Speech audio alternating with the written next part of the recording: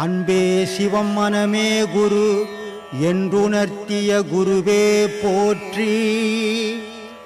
சத்தும் சித்தும் எதுவென்று உணர்த்திய குருவே போற்றி.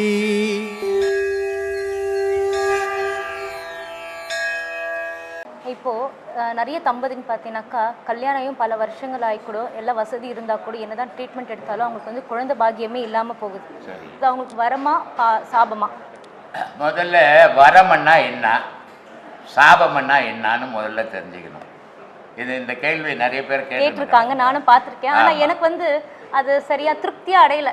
நான் இதில் போகிறதால எனக்கு இது வரமாவே இருந்துட்டு போட்டோமே அப்படிதான் எனக்கு தோணுச்சு. முதல்ல வரமன்னா என்ன, சாபமன்னா என்னன்னு முதல்ல தெரிஞ்சுக்கணும். வரமன்னா நன்மை, சாபமன்னா தீமை இல்லையா? அதானே அதனுடைய பலன். இப்போ ஒரு அம்மா இருக்குது, ஒரு குழந்தைங்க பிள்ளைங்க வளருது அம்மா கிட்ட. அம்மா சொல்கிறத கேட்கவே மாட்டேன் அந்த பிள்ளைங்க. அப்போ அம்மா என்ன சொல்கிறா, வழங்கவே மாட்டேடா நீ அப்படின்றான். அது என்ன வார்த்தை, நல்ல வார்த்தையா கெட்ட வார்த்தையா? தவறான வார்த்தை. தவறான வார்த்தை, அது பேர் சாபம் இல்லை? அப்போது ஒரு தாய் தகப்பன் சொல்கிறது அந்த பிள்ளைங்க தட்டாமல் கேட்குது. அப்போ அந்த தாயின் தகப்பன் என்ன சொல்கிறாங்க, வாழ்க்கையில் நல்லா இருப்படான்றாங்க. அதுக்கு என்ன பேர்? வரம் இல்லையா? அப்போ வரம்ன்றது வாழ்த்துறது, சாபம்ன்றது திட்டுறது இல்லையா? அதானே சாபம். ஆனால் வரமும் வாழ்க்கைக்கு உதவும், சாபமும் வாழ்க்கைக்கு நடைமுறைக்கு வந்துடும். அதனால தான் நான் பல வீடியோக்களில் சொல்கிறேன், பெரியவங்க வயிறு எறிகிற மாதிரி நடந்துக்காதீங்க, பெரியவங்க வாயில் ஒரு வார்த்தை வர மாதிரி நீ இது பண்ணிக்காதீங்க. பட்டினத்தார் அவங்க அம்மா இறந்துடுறாங்க, கட்டை போட்டு அவங்க அம்மாவை கொளுத்துறாங்க.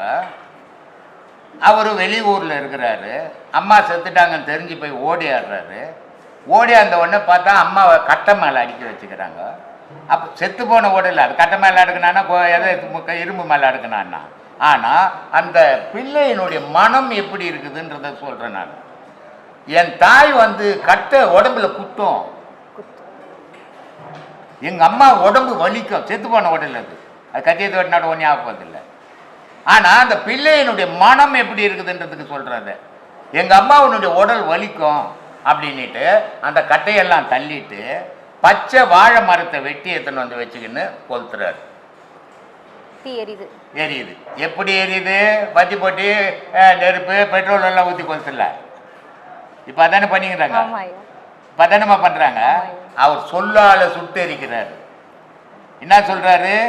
முன்னை இட்ட தீ முப்புறத்திலே, சிவன் இட்ட தீ வந்து 3 பாகமும் எரிஞ்சு போச்சுடா ஆதியில் அப்படின்றாரு. அதனால் சொல்கிறார், முன்னை இட்ட தீ முப்புறத்திலே, பின்னை இட்ட தீ தென்னிலங்கையில், ஆஞ்சநேயர் வாளியில் தீயை கொட்டி இலங்கையை அழிச்சிச்சு இல்லையா?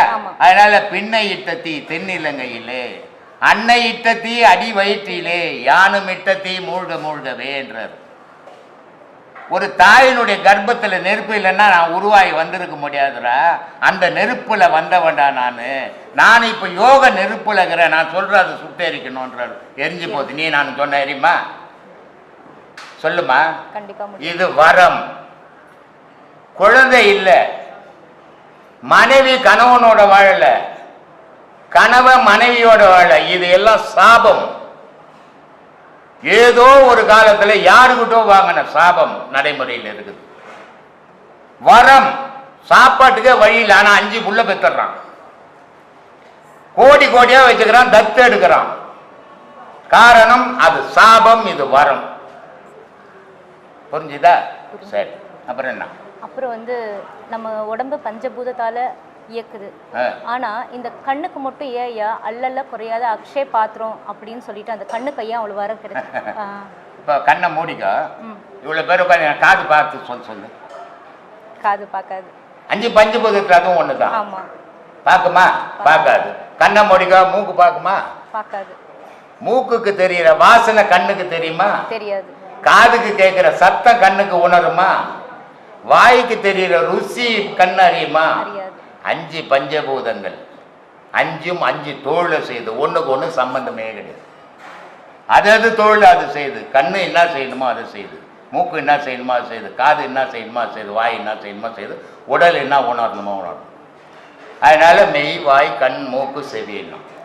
அப்போ கண்ணுன்றது ஆகாய பொருள், இது காது. கண்ணுன்றது நெருப்பு, மூக்குன்றது காற்று, வாயின்றது நீர், உடல்ன்றது மண்ணுமா. இந்த அஞ்சும் சேர்ந்து தான் அண்டமாகவும் இருக்குது, பிண்டமாகவும் இருக்குதுமா. ஆனால் இந்த கண்ணு பார்த்தீங்களா ஐயா, நம்ம பார்க்குறது, மனசில் எண்ணங்கள் வருது, நல்லதும் நினைக்குது, கெட்டதும், நல்வினையும் செய்ய தோணுது, தீவினையும் அதை தானே அது பார்த்துக்கிட்டு அது எதெல்லாம் பார்க்குதோ அது கண்டதை உலகத்தில் இருக்கிறதெல்லாம் வலிச்சின்னு வந்துச்சுக்கு, மீதியெல்லாம் பார்க்கல இல்லை. அதனால தானே நான் வீடியோவில் சொல்லிக்கிறேன், 4 பஞ்சபூதங்கள் இருக்குது. 4 விட கண்ணுக்கும் மனசுக்கும் நெருங்கிய தொடர்பு. ஏன்னா எதையுமே ஒரு வினாடியில் சொல்லும், அதை மனசை எடுத்துக்கும், அதுக்கேற்ற மாதிரி அது செயல் புரியும். அது நன்மையும் நடக்கலாம், தீமையும் நடக்கலாம். அதனால கண்ணுக்கு அவ்வளோ பவர். இன்னொன்று ஐயா, நம்ம பாடம் பயிற்சி பண்ணும்போது இந்த விரலையும் சேர்த்து வச்சு பாடம் பண்ணுறோம். இந்த நமக்கு இருக்க இந்த 5 விரலுக்கும் நம்ம நாடிங்களுக்கும் தொடர்பு உள்ளது ஐயா. நீ அதில் இதயத்துக்கே தொடர்பு. இந்த 5 விரல் இருக்குது, இந்த 5 விரலுக்கும் இதயத்துக்கும் தொடர்பு. இந்த 5 விரலும் இதயத்துக்கு தொடர்பு இருந்தாலும் இந்த 2 விரல் முக்கிய தொடர்பு. இது பெண்ணு, இது ஆண். இது ரெண்டும் சேர்ந்து தான் இது அபானன் பிராணன் பேர். இதுக்கு சக்தின்னு பேர், இதுக்கு சிவம்னு பேர். இதுக்கு பெண்ணுன்னு பேர், இதுக்கு ஆணுன்னு பேர். இது ரெண்டும் இணைஞ்சாதான் இயக்கமே. உலகமும் அப்படிதான், நீ அப்படிதான், கடவுளும் அப்படிதான். அதனால நம்ம பாடம் பண்ணும்போது கண்டிப்பா அதை சின்முத்திரை வச்சு செய்யணும். ரொம்ப அருமையா சார் சாமி, ரொம்ப சந்தோஷம். சொல்லுவாங்க சாமி, யார் அறிவார் எங்கள் அண்ணல் பெருமைன்னு சொன்ன. எனக்கு நீங்கள் சொன்னதான் சாமி, யார் அறிவார் எங்கள் குருநாதரின் பெருமை, யார் அறிவார் அதோட நீளத்தையும் அகலத்தையும் அப்படின்ற மாதிரி. அதுதான் உண்மை, சொல்லி மாளாது. கண்டிப்பாக அவர் சொல்லணும்னு ஒன்று எடுப்பார், அவராக சொல்லவே மாட்டார். இப்போ நம்ம பேசினுக்கிறோம்ல, நம்ம பேசுகிற மாதிரி பேச மாட்டார். அது அந்த அவர் சொன்னார் அப்படின்னு அப்படி எடுப்பார். இவர் சொல்கிற எதுவுமே அந்த புக்கில் இருக்காது. ஏதோ நம்ம நினச்சின்னு அங்கே உக்காந்துக்கினேன், சரி இந்த ப்ளூ கலர் புக்கை என்னைக்காவது ஒரு நாள் திருடி போயிடணும். எதை கேட்டாலும் அந்த ஒரு புக்கில் தான் எல்லா பதிலும் இருக்குது. அவங்கவுங்க தெருவாசம் படிக்கிறாங்க, பெரிய பெரிய புக்கெல்லாம் எடுக்கிறாங்க. இந்த மனுஷன் என்னடானா ஒரு விரல் அளவு கூட இல்லை, அந்த எதை கேட்டாலும் அந்த புக்கில் 4 பேஜை திருப்புறாரு, அதுலேயே பதில் சொல்கிறாரு. அப்படி என்னதான் புக்கு இருக்குன்னு பார்த்தா இந்த புக்கில் எதுவுமே இல்லை. அவர் நம்மளை ஏமாத்துறாரு.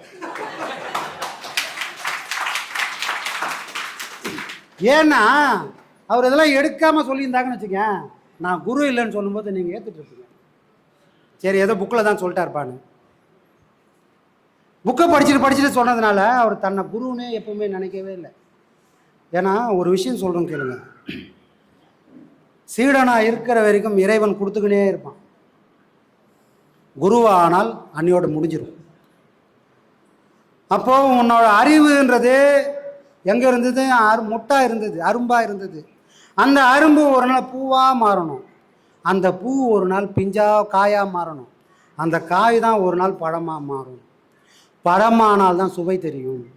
அப்போது பழமானால் சுவை தெரிஞ்சுதே, அந்த சுவையெல்லாம் இது வரைக்கும் எங்கே இருந்தது? பழத்தில் இருந்ததா வேற எங்கன்னா இருந்ததா? எல்லாமே அந்த அரும்பில் தான் இருந்தது. அந்த அரும்புன்னு ஒன்று இல்லைன்னு சொன்னால் இந்த பழங்கள் வந்துடாது. அப்போ சுவை எங்கே இருக்குது? அரும்பில் தான் இருக்குது. அரும்பில் தான் இருக்குதுன்னு நீ அரும்பை சாப்பிட்டா சுவை ஒரு மனசு வராது. அது பழமாகிற வரைக்கும் நீ காத்துன்னு இருக்கணும். அப்போது உனக்குள்ளே கிடைச்ச அந்த ஞான விதையை அரும்பா இப்போ வந்துருக்குது, அதை நீ பொத்தி பாதுகாத்து என்னவாக்கணும்? மலராக்கணும். அதுக்கப்புறம் அது காயாக மாறும், அதுக்கப்புறம் கனியாக மாறும். அன்னைக்கு தான் ஞானத்தோட சுவை நமக்கு புரியும். இல்லைன்னா இந்த காய் கனியாகிறதுக்கு முன்னாடியே வெம்பி வீணாக போயிடும். அதனால் காய்க்கும் பயன் இல்லை, காவக்காரனுக்கும் பயன் இல்லை, யாருக்கும் பயன் இல்லாத வெம்பி போச்சுன்னா வாழ்க்கைன்றது வீணாக போயிடுமே. இவ்வளோ நாள் நான் உழைப்பெல்லாம் வீணாக போயிடுமே. எதனால்? வெம்பி போயிட்டா. ஒரு பூவாக இருந்தால் கூட சாமி படத்தில் போய் வைக்கலாம், வெம்பி போயிட்டா உன் மனசு ஒப்புமா? எதுக்குமே போகாத மண்ணுக்கு மண்ணாக போயிடும். அப்போது இதை அடையிறதுக்காக நான் எவ்வளோ பாடுபட்டிருப்பேன். என்னோட வாழ்க்கையில் எதெல்லாம் நான் விட்டு கொடுத்து அதுக்காக நான் பிரயத்தனம் பண்ணி உட்காந்துருப்பேன், அதையெல்லாம் நான் கெடுத்துக்கலாமா? அப்படி கெடுக்கக்கூடிய சூழ்நிலைக்கு வந்தால் அதுக்காக நான் இதை விட்டு கொடுத்துடலாமா? பட்டினத்தாருக்கு ஞானம் வந்துச்சு. இப்போ நான் இந்த பக்கம் போகிறதா அந்த பக்கம் போகிறதான்னு அவர் முடிவு பண்ணவே இல்லை. ஒரே தான் ஒரு செகண்டு உண்மைன்றது எனக்கு புரிஞ்சு போச்சு. இந்த உலகத்தில் எதுவுமே எல்லாம் போய் எதுவுமே நிஜம் இல்லை. நிஜமான பொருளை நான் இவ்வளோ நாள் மறந்துட்டேன். நான் ஒரு செல்வந்தன் நினச்சின்னு இருந்தேன்பா, நான் செல்வந்தன் இல்லை, நான் என்ன மாதிரி பிச்சைக்காரன் உலகத்திலே இல்லை அப்படின்னு எல்லாத்தையும் தூக்கி போட்டதோட விளைவு தான் தாய்மானவர் சொல்கிறாரு, எப்பா துறவுன்றாங்களே, உன்ன மாதிரி ஒரு துறவியை இந்த உலகம் பார்க்கலப்பா இது வரைக்கும்ன்றாரு. யாரை மாதிரி?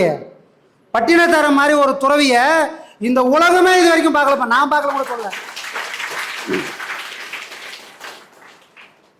ஆனால் எவ்வளோ பேர் துறவின்னு சுற்றுறாங்களே. காவி கட்டிக்கினா துறவின்றான், பட்டை வச்சா துறவின்றான், கொட்டை போட்டா துறவின்றான், பொண்டாட்டி விட்டவங்களாம் துறவின்றான், பிள்ளைய காப்பாற்ற முடியலாம் துறவின்றான். எங்கடா உக்காந்துக்கிற? வீட்டை காப்பாற்ற முடியல, பொண்டாட்டி தொல்லை தாங்க முடியல, கோயிலில் வந்து உக்காண்டான்றாங்க. கடங்காரன் தொல்லை வந்து உக்காண்டான்றான். அப்போ நீ யாரை திறந்துட்டு வந்த? கடங்காரனை திறந்துட்டு வந்துக்கிற, பொண்டாட்டியை திறந்து வந்துக்கிற, உன் மனசை திறந்து நீ வரலையே. மனசை திறந்தவன் மட்டுமே துறவி, மற்ற எல்லாரும் யாருமே துறவி கிடையாது. இதை திறக்காம கோயிலாக போனால் பிச்சை எடுக்கிற பிச்சைக்காரனுக்கும் நமக்கு வித்தியாசமே இல்லை. அவனுக்கு கூட ஒரு விஷயம் புரிஞ்சிருக்குது. அம்மா தாயேன்னுவான் ஒரு ஊட்டாண்ட, கதவே திறக்காது. ஆனால் கண் கலங்கவே மாட்டான், அவனோட மனசில் வைராக்கியத்தை விடவே மாட்டான். திரும்ப அம்மா தாயேன்னு ஏறி 10 வாட்டி குரல் விடுவோம், வராமையாக போயிட்டு போகிறாங்கன்னு. ஒரு பிச்சைக்காரனுக்கு இருக்கிற வைராகியம் கூட ஞான பாதையில் போகிறவனுக்கு இல்லை.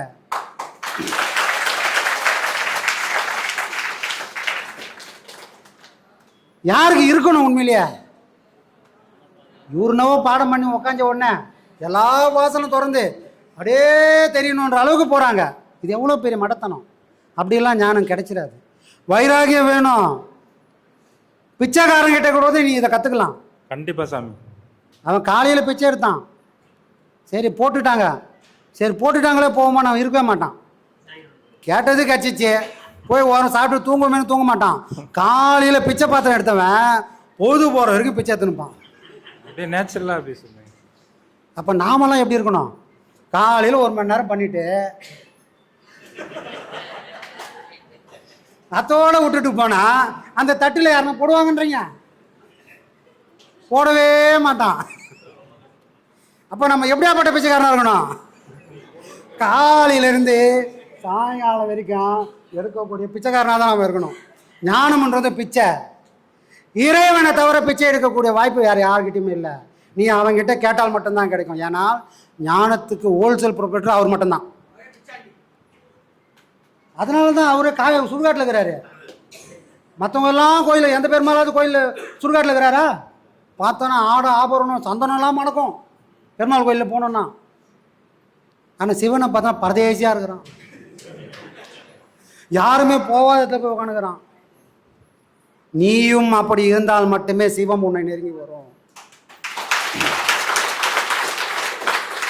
பெருமாள் மாதிரி பட்டாடை கட்டிக்கின்னு ஜவ்வாது பூசிக்கின்னு பார்த்தால் உலகம் உங்ககிட்ட இருக்கும், இறைவன் நம்ம கூட இருக்க மாட்டான். யார் இருக்கணும்? யாருக்காக இவ்வளோ பெரிய போராட்டம் நடந்துருக்குதுன்னா உலகத்துக்காக நான் வரலை. ஏன்னா இந்த உலகம் எனக்காக படைக்கப்பட்ட உலகம் இல்லை, எனக்கு முன்னாடி இருந்த உலகம், நான் போனதுக்கு அப்புறமும் இருக்க போகிற உலகம். எனக்கு முன்னாடி இருந்த உலகத்துக்காக நான் ஏன் கவலை பண்ணணும்? நான் போனாலும் இருக்கக்கூடிய உலகத்தை பற்றி நான் ஏன் கவலை பண்ணணும்? கவலைப்பட வேண்டியது யாரை பற்றி இருக்கணும்? கண்ணாடி முன்னாடி நின்றுக்கின்னு தலை வரும்போதே ஒரு விஷயத்தை கேட்டுக்கணும். டே உன்னை காப்பாற்ற தாண்டா வந்திருக்கிறேன், அதை மறந்துட்டு போயிட்டே அப்படின்னு ஒரு நாள் தலை வரும்போதும் பவுடர் அடிக்கும் போதும் இதை சொல்லிக்கணும். உன்னை கரை சேர்க்க தான் இறைவன் ஒரு பிறவியை கொடுத்துருக்குறான். ஊரை காப்பாற்றுக்காக உனக்கு பிறவி கொடுக்கலப்பா. நீ கரை சேர்ந்தால் இந்த ஒரு ஓடம் இன்னும் 1000 பேரை சுமந்து கரை சேர்க்கும். அப்படி ஒரு ஓடமாக இந்த உலகத்துக்கு அனுப்பி வச்சவர் தான் நம்மளுடைய குருநாதர் நித்யானந்த சுவாமி. அந்த ஓடத்தில் தான் இவ்வளோ பேர் பயணம் பண்ணுறோம். நாம் ஏதோ கடலில் நீந்திக்கணும்னு நினைக்க வேணாம். வாழ்க்கைன்ற கடல்லையும் இன்றைக்கும் தடுமாறி முழுகி போகாமல் இருக்கிறோம்னா அதுக்கு காரணக்கர்த்தா யாருன்னு சொன்னால் நம்ம குருவோட ஓடம் தான் இன்றைக்கி நம்மளை காப்பாற்றிட்டு இருக்குது.